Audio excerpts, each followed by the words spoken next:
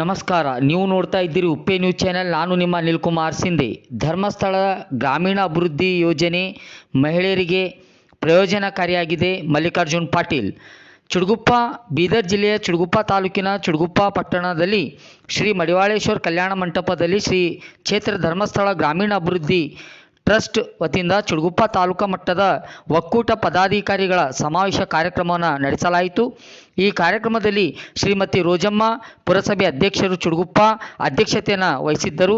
ಬೀದರ್ ಜಿಲ್ಲಾ ಜನಜಾಗೃತಿ ವೇದಿಕೆ ಉಪಾಧ್ಯಕ್ಷರಾದ ಶ್ರೀ ಮಲ್ಲಿಕಾರ್ಜುನ್ ಪಾಟೀಲ್ ಅವರು ಉದ್ಘಾಟನೆಯನ್ನು ಮಾಡಿ ಮಾತನಾಡುತ್ತಾ, ಗ್ರಾಮೀಣ ಪ್ರದೇಶದ ಮಹಿಳೆಯರಿಗೆ ಮತ್ತು ಆರ್ಥಿಕವಾಗಿ ಸಬಲೀಕರಣಗೊಳ್ಳುವುದರ ಸಲುವಾಗಿ ತಾಲೂಕಾ ಮಟ್ಟದ ಒಕ್ಕೂಟಗಳ ಪದಾಧಿಕಾರಿಗಳ ಒಂದು ಯೋಜನೆ ಕಾರ್ಯಕ್ರಮ ಉಪಯೋಗಕಾರಿಯಾಗಿದೆ ಮತ್ತು ಧರ್ಮಸ್ಥಳ ಗ್ರಾಮೀಣಾಭಿವೃದ್ಧಿ ಯೋಜನೆಯಡಿಯಲ್ಲಿ ಸಾಕಷ್ಟು ಗ್ರಾಮೀಣ ಮಟ್ಟದ ಮಹಿಳೆಯರಿಗೆ ಹಲವಾರು ಉದ್ಯೋಗಗಳನ್ನು ಸೃಷ್ಟಿಸುವ ಮೂಲಕ ಮಹಿಳೆಯರು ಆರ್ಥಿಕವಾಗಿ, ಸಾಮಾಜಿಕವಾಗಿ, ಶೈಕ್ಷಣಿಕವಾಗಿ ಅಭಿವೃದ್ಧಿ ಹೊಂದಲು ಸಹಾಯಕಾರಿಯಾಗಿದೆ ಎಂದು ಕಾರ್ಯಕ್ರಮದ ಮುಖ್ಯ ಅತಿಥಿಗಳೇ ಆಗಮಿಸಿರ್ತಕ್ಕಂಥ ಜನಜಾಗೃತಿ ವೇದಿಕೆ ಉಪಾಧ್ಯಕ್ಷರಾದ ಮಲ್ಲಿಕಾರ್ಜುನ್ ಪಾಟೀಲ್ ಅವರು ನುಡಿದರು.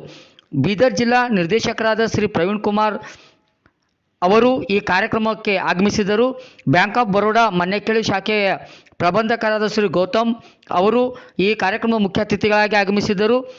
ಜನಜಾಗೃತಿ ವೇದಿಕೆ ಸದಸ್ಯರಾದ ಅನಿಲ್ ಕುಮಾರ್ ಸಿಂಧೆ, ರಾಜ್ಕುಮಾರ್ ಹಡ್ಪದ್, ಶಾಮರಾವ್ ಬುತಾಳಿ, ನರಸಪ್ಪ ಅಸಲಮ್ಮಿಯ, ತಾಲೂಕಾ ಯೋಜನಾಧಿಕಾರಿಗಳಾದ ಬಸವರಾಜ್ ಕೆ ಅವರು ಮತ್ತು ಪ್ರಗತಿ ಬಂಧು ಸ್ವಸಹಾಯ ಸಂಘದ ಒಕ್ಕೂಟದ ಪದಾಧಿಕಾರಿಗಳು ಉಪಸ್ಥಿತರಿದ್ದರು.